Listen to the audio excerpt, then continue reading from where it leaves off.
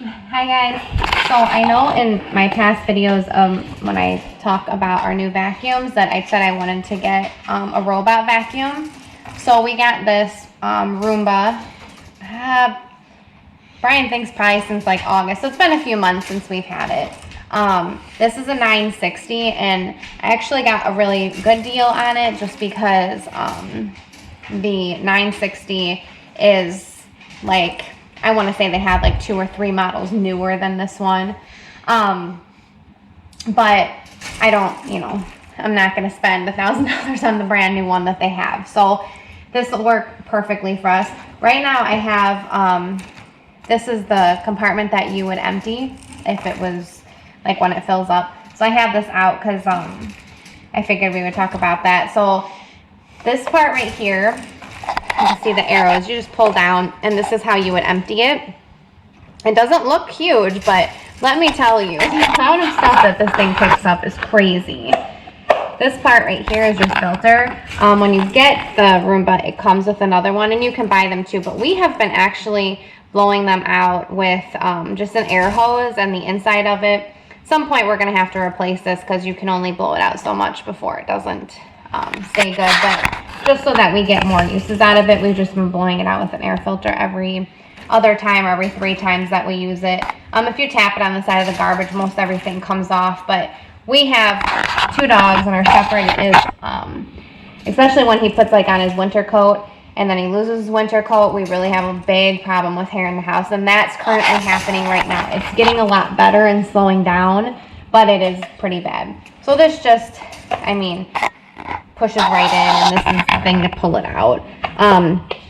So this slides into the back here, and it's really easy to push in, and then you would push this down to pull it out when you want to empty it. Keep in mind when you do that, if you have dogs, this is where it pulls into, and sometimes I have chunks of hair in here. So when I pull that out, I just run my fingers through there and pull everything out of there to clean it out.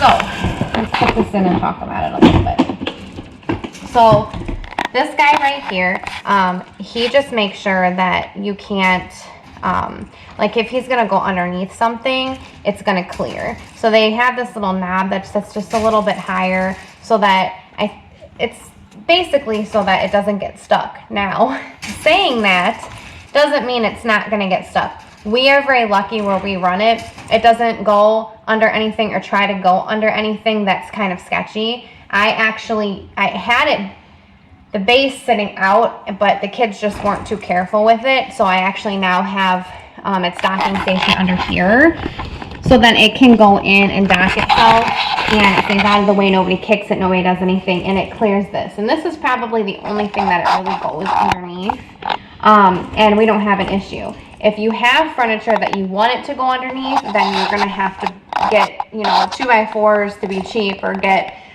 furniture lifters to make it higher. This does not replace our big vacuum at all. I run it every single day, and it's a huge game changer for us. But we do get our big vacuum out like once a week and hit like the stairs, because obviously this isn't going to go down the stairs, and it has, I'll show you, it has sensors not to do that. But we will get out the big vacuum to go under the furniture that we don't have like lifters on, down the stairs, just kind of run it over. I also close off the bedrooms and the bathrooms in the hallway because the kids just leave too much stuff on the floor and it's not worth it. So then we will run the big vacuum in the bedrooms and stuff like that too. These buttons here, your home button to tell it to go home. This is your clean button if you want to start it manually, like by hand. Your Wi-Fi button. This is like its top little camera sensor here. So this is the bumper. The bumper is, as you can see, kind of on springs, so that when it hits, and sometimes it hits stuff and it sounds like it hit it hard, but this cushion makes it so that you don't have really any issues like with it breaking or busting apart. Kind of gives it that cushion. Now, a friend of ours has one, and he told us to put some Velcro kind of on where did he tell? No, it was a Velcro strip on the front. I'm sorry, guys. A Velcro strip on the front here. And then he told us like to put something as tall as this like on the corners, because he said sometimes his Roomba will go in at the side and this doesn't sense that it's not tall enough. And so at least something will hit it there. So we did that, but it did not work good for us. We had the Velcro here, and he said that just because he just wants to get less scratches on his. And every time I would have this, the thing would act crazy. So I always put it high so it wasn't even close to any of the sensors picking it up, and it did not like it. Luckily for us, like I said, ours doesn't go under anything, so we don't have scratches on the top. I mean, and we've had this for a few months now, and our front is not scratched up, you know, bad or anything like that. And this is all stuff I could probably just buff out with like really getting a rag and cleaning it really well. I just do like a quick wash to keep it clean, like, you know, wipe down or whatever. So when you flip it, one of the biggest things for me and why I wanted to go with this model was these. So most of the time in the we've had people say that they didn't work for us, or the motors burned out because the dog hair was too much. And when these first came out, you had like brushes, like, you know, like a brush, a hairbrush. And I could see that being a problem, because once it gets too matted, you almost can't clear it. So I wanted to make sure that the Roomba that I got had these rubber brushes. So yes, sometimes dog hair gets wrapped around that, but I mean, I can pull it out just like that. I mean, it does not, you know, stop it or have any issues there. And then we also, it's mad at me, I'm pushing buttons. We also have these little brushes that kind of pull stuff in to suck it up. And hair does get wrapped around here, but it's easy to pull off. You know, as you can see, there's a little bit of hair on the wheels that, you know, you could pull off and stuff. And then with these brushes, this little thing pops up, and these pop right out. And so I have to pull here, here, and here sometimes. And then this is where all the dirt goes. You can see it's all dirty in there. And they both have different bottoms so that you know which one goes in which spot. And you just kind of play around with it until it pops in, and you close that up, and you're good to go. There are sensors, as you can see, all around the Roomba. The only spot it doesn't have is this one, because this is what collects your dirt and comes off. And these little buddies here are the docking station, the magnetic strips for the docking station, so that it will charge. And then you have, you know, this more sensors and stuff like that in here to make sure that it doesn't go downstairs, that it can dock right. This particular Roomba, you connect to the app and it will map your entire room for you, keeps an idea of which rooms it's already been in, and then you'll get a whole map of everything that it did.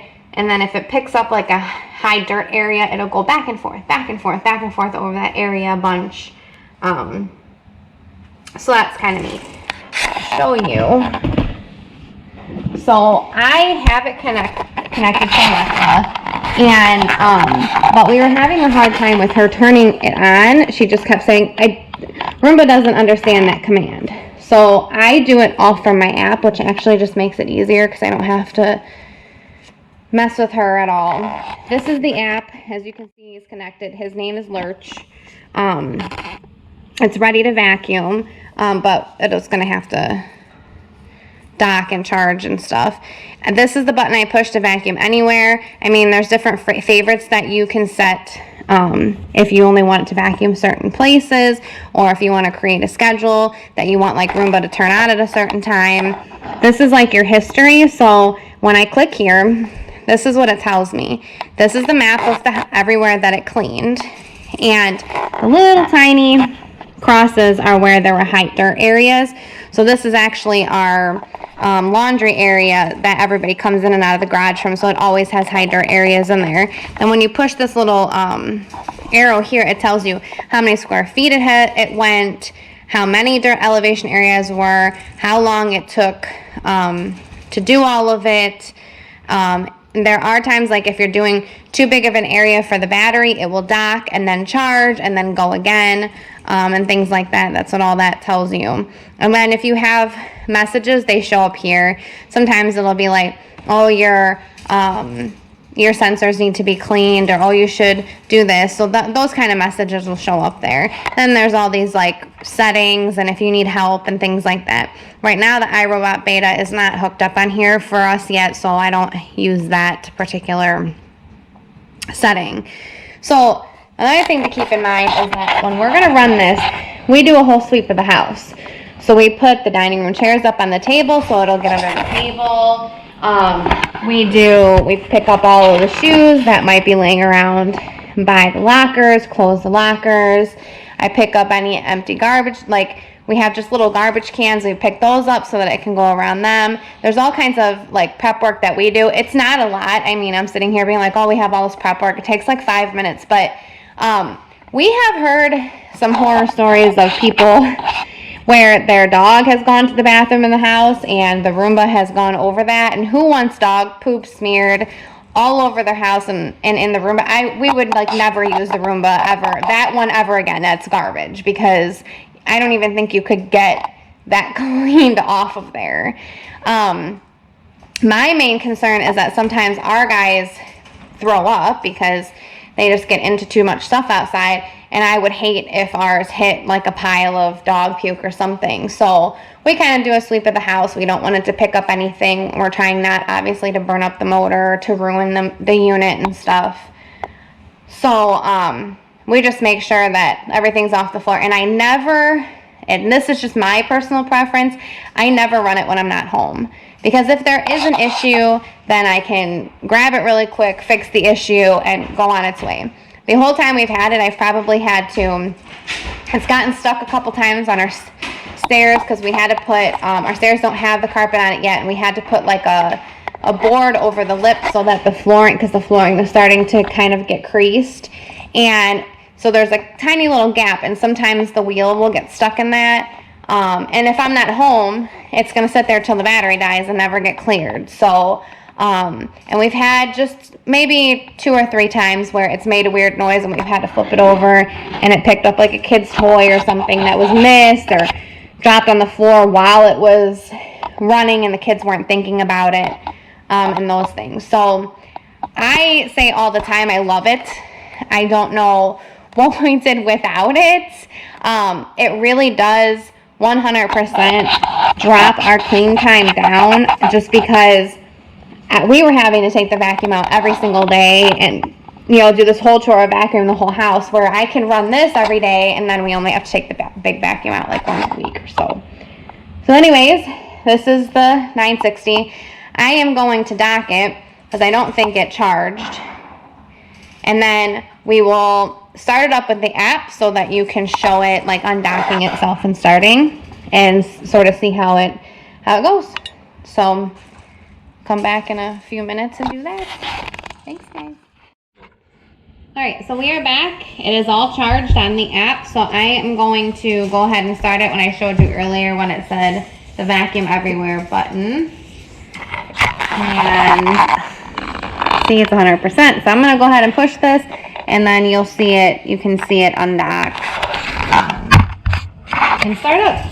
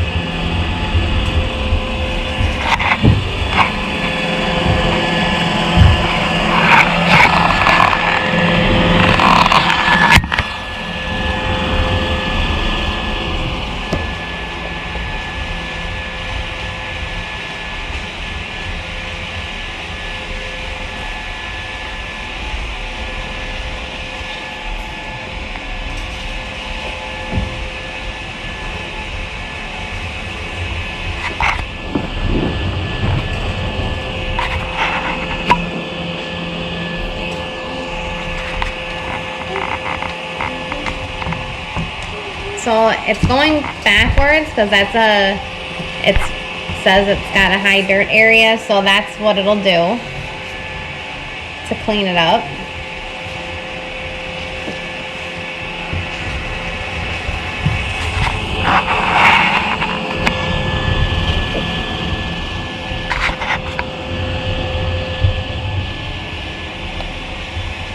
So yeah, so we'll just let it run. It'll do all of our floor up on the upstairs that it can get to and clean everything up. Anyway, thanks guys for watching, supporting the channel. Have a good day, everybody. Have a good day.